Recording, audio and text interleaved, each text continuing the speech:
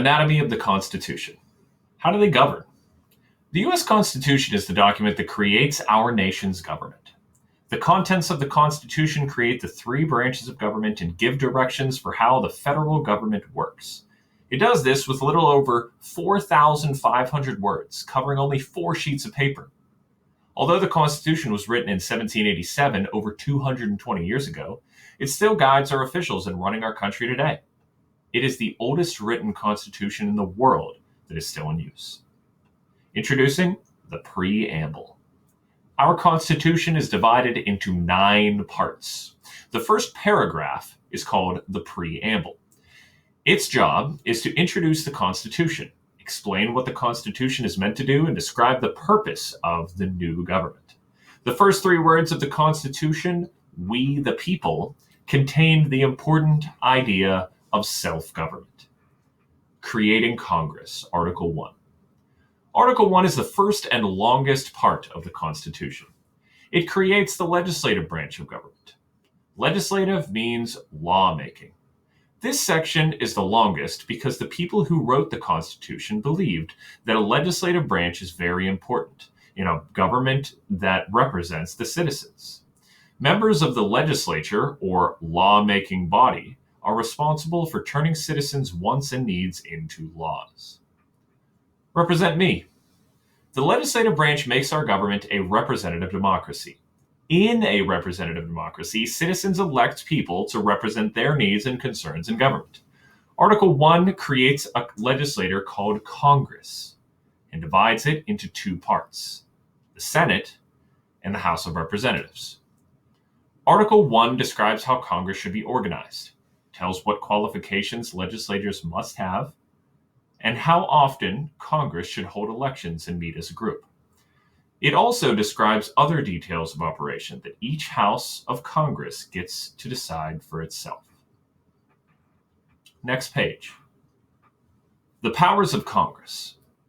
Article 1 lists the powers Congress has. Even though Congress is a lawmaking body, it is not allowed to make laws about anything that's not on this list.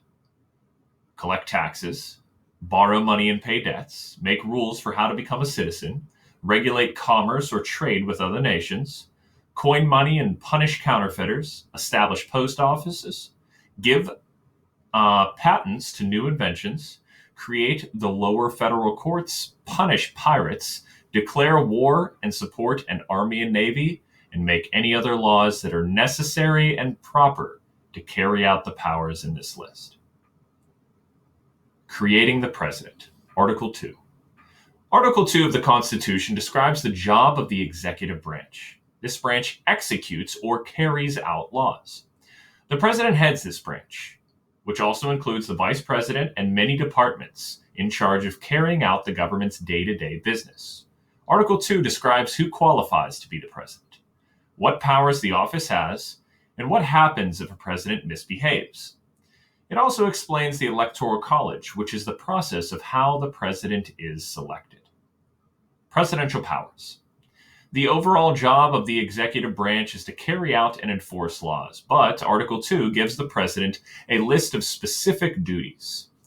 Act as the commander-in-chief of the armed forces, maintain a cabinet of advisors who run the 15 executive departments, like the State Department and the Treasury, grant pardons in all federal criminal offenses and reprieves, which is postponed punishments like executions, negotiate treaties with other countries, appoint ambassadors, Supreme Court justices, and federal court judges and cabinet members, make a State of the Union address to Congress, represent the United States when dealing with foreign countries, and make sure that laws are carried out or executed.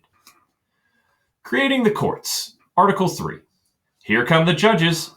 Article 3 creates the judicial branch. The judicial branch interprets laws to decide what they mean and whether they have been followed in specific cases. Article 3 creates the Supreme Court and authorizes Congress to create federal courts below the Supreme Court. These are courts that deal with United States laws, not state laws. Article 3 also gives directions on what kind of cases the Supreme Court and federal courts can hear. Under Article 3, federal judges are appointed, not elected. They can stay on the bench until they retire or remove from bad behavior. Article 3 guarantees trial